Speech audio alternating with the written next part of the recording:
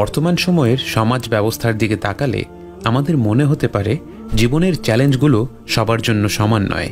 বিত্তশালীদের জন্যই যেন জীবনের সকল সুবিধা বঞ্চিতদের জন্য রয়েছে শুধুই একের পর এক বাধা। এই সমাজে উচ্চবিত্ত পরিবারে জন্ম নিলে আপনি ভালো শিক্ষা দীক্ষা পাবেন, পরিবারের দায়িত্ব নিতে হয় না বলে আপনি যথেষ্ট অবসর সময় পাবেন। সেই অবসর সময়ে আপনি নিজের বিভিন্ন স্কিল গড়ে তুলতে পারবেন। ভালো শিক্ষা এবং নানা ধরনের স্কিল গড়ে তোলার ফলে ভালো ক্যারিয়ার আপনাকে হাতছানি দেবে। একটি ভালো ক্যারিয়ার গড়ে ফেললে জীবনের বাকি সব সমস্যাকেই ম্যানেজ করে ফেলা যায়। অন্যদিকে মধ্যবিত্ত পরিবারের সদস্যদের, নিম্ন আয়ের পরিবারের মানুষদের শৈশব থেকেই অল্পতে সন্তুষ্ট থাকতে শিখতে হয়। শিক্ষা দীক্ষায় একটু বাড়তি প্রচেষ্টা না থাকলে ভবিষ্যতে খুব বিশেষ কিছু করে দেখানো সম্ভব না। বাল্য বয়স থেকেই পরিবারের নানা দায়িত্ব নিতে শিখতে হয়, তাই অবসর সময়ও তেমন পাওয়া যায় না। পড়াশোনা শেষ করে সাধারণ কোনো ইনস্টিটিউট থেকে সাধারণ একটি ডিগ্রি অর্জন করে বাড়তি তেমন স্কিল গড়ে তোলার সুযোগ ছিল না বলে ক্যারিয়ারে তেমন সুবিধা করা যায় না। সিস্টেমটার দিকে তাকালে মনে হতে পারে এটা যেন সুবিধা বঞ্চিতদের যুগের পর যুগ পরিশ্রম করানোর জন্যই তৈরি। তারা যেন প্রজন্মের পর প্রজন্ম সুবিধা বঞ্চিতই রয়ে যায়, সে উদ্দেশ্যেই তৈরি। আমরা যদি সাফল্যকে আর্থিক অর্জনের দিক থেকে মাপি তাহলে এই কথাটা অবশ্যই সত্যি। জীবনের উদ্দেশ্য যদি হয় ভালো ক্যারিয়ার গড়ে কিছু সম্পত্তি অর্জন করে বিত্তশালী হওয়া, তাহলে এ ব্যাপারে কোনো সন্দেহ নেই যে বর্তমান সিস্টেমে একজন মধ্যবিত্ত বা নিম্নবিত্ত পরিবারের মানুষের জন্য সাফল্য অর্জন করা অত্যন্ত কঠিন, কেউ কেউ বলবেন প্রায় অসম্ভব। সমস্যা হলো সাফল্যের এমন সংজ্ঞা দাঁড় করালে আমাদের নবী সাল্লাল্লাহু আলাইহি ওয়াসাল্লাম জীবনে একেবারেই আহামরি কোনো সাফল্য অর্জন করেননি। তিনি যখন আল্লাহর কাছে ফিরে যান, তিনি রেখে যান ছোট্ট একটা ঘর, যা বর্তমান সময়ের একটি শোবার ঘরের চেয়েও ছোট, এবং অল্প যে কিছু দিরহাম বাকি ছিল সেগুলো তিনি মৃত্যুর আগে মা আয়েশা রাদিয়াল্লাহু আনহাকে দান করে দেওয়ার জন্য নির্দেশ দেন। অর্থাৎ মৃত্যুর সময় তার সম্পদ বর্তমান সময়ের একটি মধ্যবিত্ত পরিবারের সম্পদের সমানও হয় কিনা সন্দেহ রয়েছে। কিন্তু আমরা জানি যদি আল্লাহর সৃষ্টি জগতে কেউ সম্পূর্ণরূপে সাফল্য অর্জন করে থাকে তিনি হলেন রাসূলুল্লাহ সাল্লাল্লাহু আলাইহি ওয়াসাল্লাম। আল্লাহর বান্দা হিসেবে তিনি তার সবচেয়ে প্রিয় বান্দা হওয়ার মাধ্যমে সাফল্য অর্জন করেছেন। নবী হিসেবে, সর্বকালের শ্রেষ্ঠ নবী হিসেবে তিনি সাফল্য অর্জন করেছেন। একজন নেতা হিসেবে তিনি গোটা পৃথিবীর জিওপলিটিক্যাল চিত্র পাল্টে দিয়েছিলেন। একজন বাবা হিসেবে তিনি প্রতিটি বাবার জন্য রোল মডেল, স্বামী হিসেবে প্রতিটি স্বামীর জন্য রোল মডেল। জীবনের এমন কোনো দিক নেই যে দিক থেকে তিনি চূড়ান্ত সাফল্য অর্জন করেননি। যদি তাই হয়ে থাকে তাহলে নিশ্চয়ই আমাদের সাফল্যের সংজ্ঞার মধ্যেই কোনো ত্রুটি রয়েছে। কোনো বস্তুর মান নির্ধারণ করতে গেলে আমাদের যাচাই করতে হবে সেটাকে কী উদ্দেশ্যে তৈরি করা হয়েছে এবং বস্তুটি সে উদ্দেশ্য কতটুকু পূরণ করছে। আল্লাহ পবিত্র কোরআনে বলেন, وَمَا خَلَقْتُ الْجِنَّ وَالْإِنسَ إِلَّا لِيَعْبُدُونَ আমি নিশ্চয়ই জিন ও মানুষকে সৃষ্টি করেছি আমার ইবাদত করার জন্য।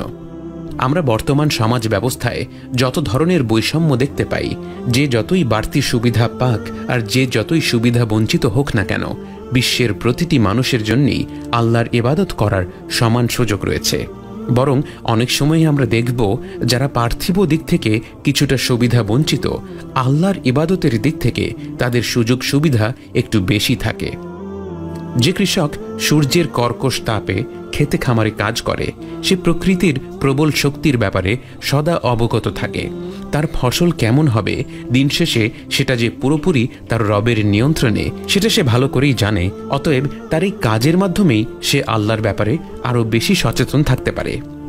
অন্যদিকে যে ব্যক্তি এসি রুমে কম্পিউটারে বসে সারাক্ষণ কাজ করতে থাকে সে তার একটি ডিজিটাল জগতের ভেতরেই বাস করে। সেই মুহূর্তগুলোতে যদি তাকে আল্লাহকে স্মরণ করতে হয় তাকে বাড়তি এফর্ট দিতে হবে, বাড়তি প্রচেষ্টা করতে হবে। আমরা যারা আর্থিক দিক থেকে সংকটে আছি, জীবনটা কেমন হবে, জীবনে আমরা ভালো কিছু করতে পারবো কিনা এসব বিষয় নিয়ে সারাক্ষণ দুশ্চিন্তায় থাকি, আমাদের জন্য একটি বিষয় মাথায় রাখা অত্যন্ত গুরুত্বপূর্ণ। আমাদের পুরো জীবনে আমরা যা অর্থ সম্পদ আয় করব, পার্থিব যা কিছু উপভোগ করার সুযোগ পাব, সে সব কিছুই আমাদের জন্য লেখা হয়ে গেছে। স্বয়ং আল্লাহর হুকুমেই সে বিষয়গুলো লিখে রাখা হয়েছে এবং বিশ্বের সমাজ ব্যবস্থা যেমনই হোক না কেন, এর মধ্যে কোনো পরিবর্তন আসুক বা না আসুক, আমরা ঠিক ততটুকুই রিস্ক উপভোগ করব। এর চেয়ে অনুপরিমাণ বেশিও না, কমও না। আমাদের হাতে যা আছে তা হলো আমরা কি তা হালাল উপায়ে আল্লাহর হুকুম মেনে অর্জন করছি কি না।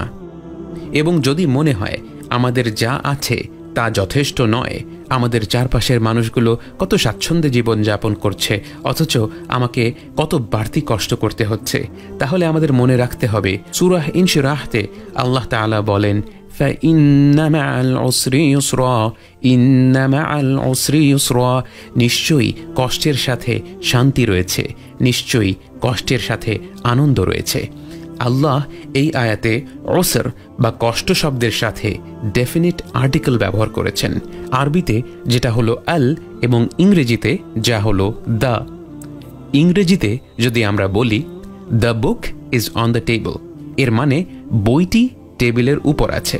এখানে বুক শব্দের আগে দ্য শব্দটি বলার কারণে বাক্যটি একটি নির্দিষ্ট বইকে বোঝাচ্ছে, অর্থাৎ দ্য শব্দটি একটি বস্তুকে স্পেসিফিক করে ফেলে, একটি শব্দের অর্থকে সীমাবদ্ধ করে ফেলে। অন্যদিকে যদি বলা হয় a book is on the table, এখানে একটি ইনডেফিনিট আর্টিকেল ব্যবহার করা হয়েছে, যার মানে টেবিলে যে কোনো বই থাকতে পারে।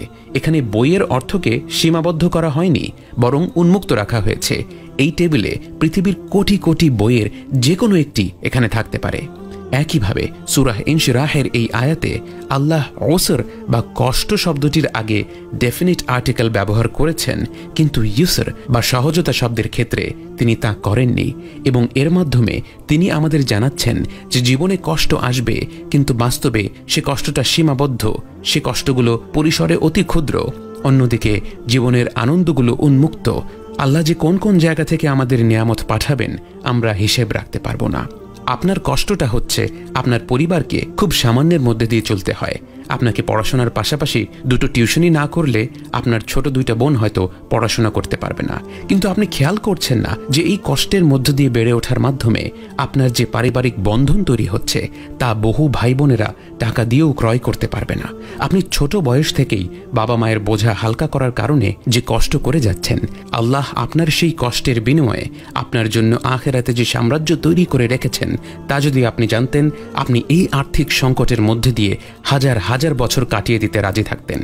এবং আমাদের কষ্টগুলোর বিপরীতে যে শান্তি আসবে সে শান্তি শুধু আখিরাতেই আসবে তা নয়, বরং আল্লাহ ইউসর বা সহজতা শব্দে আল বা ডেফিনিট আর্টিকেল ব্যবহার না করার একটি অর্থ হলো আমাদের কষ্টগুলো আসবে শুধু দুনিয়ার জীবনে, কিন্তু আনন্দগুলো আসবে দুনিয়া এবং আখিরাত দুই জায়গাতেই।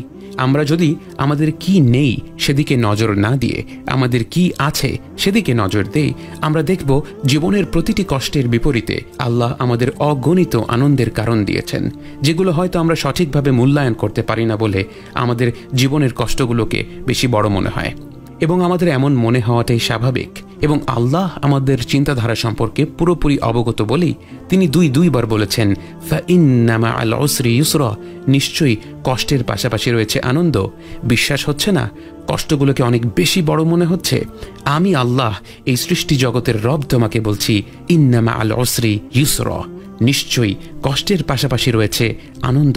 খারাপ সময়ের পর ভালো সময় আসবেই, দুনিয়াতেও আসবে, আখিরাতেও আসবে। ভরসা রাখতে হবে আল্লাহর উপর এবং দায়িত্বগুলো পালন করে যেতে হবে নিষ্ঠা ও ন্যায়পরায়ণতার সাথে।